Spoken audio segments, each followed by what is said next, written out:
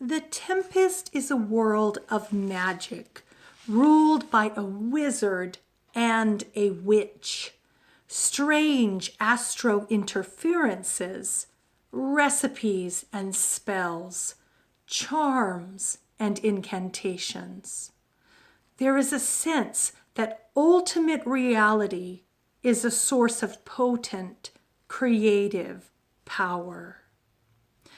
And it is all about the laws of attraction, the idea of sympathetic magic. Whatever you desire, whatever you think about, has creative power in the universe. You think it, you attract it. This notion that there is magic in the world and that we can have access to it is not foreign to us. It should sound an awful lot like what Oprah was talking about on The Secret.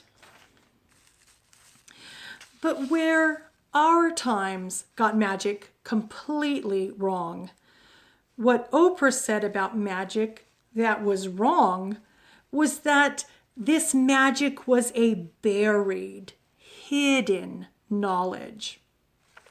In truth, it is absolutely pervasive throughout history. We had a brief rational departure in the 18th century, but magical thinking is not the secret. It is the default position for humanity. It is not a submerged reality, but oftentimes our explicit consciousness. In fact, magical thinking is a very hard thing to get out of your mind. It is almost like we are wired to do it. Archaeology has found a lot of magical figurines which people would prey on and, in a sense, focus that magical power in the world onto, a desire, onto a wish.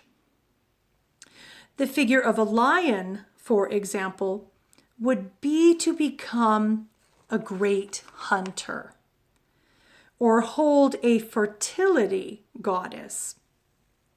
That would be to become pregnant.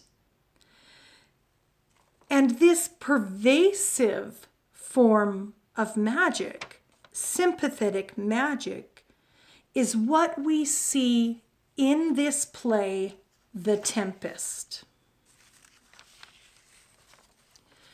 Prospero speaks of the moment that his life was forever changed. One midnight, fated to the purpose, did Antonio, his deceitful brother, who wanted the dukedom for himself, open the gates of Milan. We see the Duke of Milan, Prospero, violently extirpated from his country and set adrift upon the wide open ocean with his daughter and heir, Miranda. And for 12 years hence, he and his daughter lived isolated on a deserted island that they washed up onto. And for 12 years, he studied magic, hours every single day, for this purpose. Lo and behold, his enemies have come ashore. Sympathetic magic compels nature to behave as the magician desires. And Prospero speaks of this My high charms work, and these mine enemies are all knit up in their distractions. They are now in my power. Another aspect of magic that Shakespeare gets in this play is that nature and supernature cannot be divided. There is no separation from the natural and the supernatural. Historically speaking, we have lived in such enchanting worldviews as this. We have lived in times where there is a porous boundary, spirits leaping back and forth all of the time.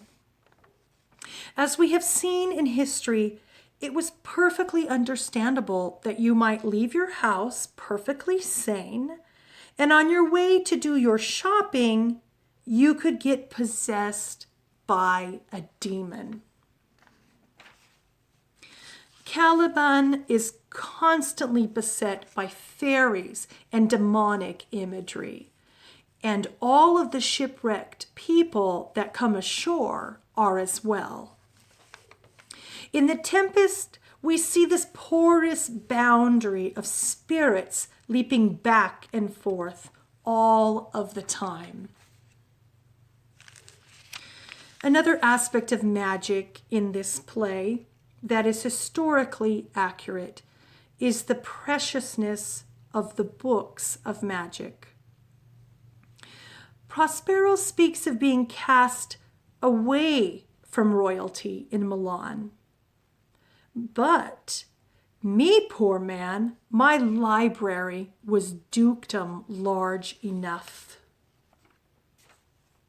Yes, indeed, these books of magic are very precious.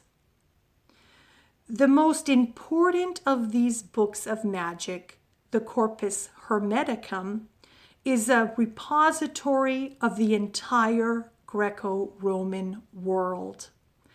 A cosmology which included Egypt and Persia, Babylonian sources, and Greek sources. So we are dealing with the survival of this deep intellectual archaeology of the vast Mediterranean world of antiquity.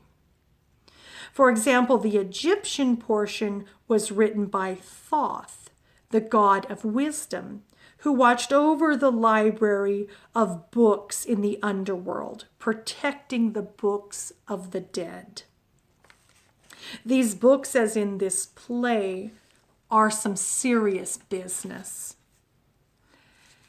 And when there is a plot of murder to take down the magician in this play, Caliban speaks. First, seize his books.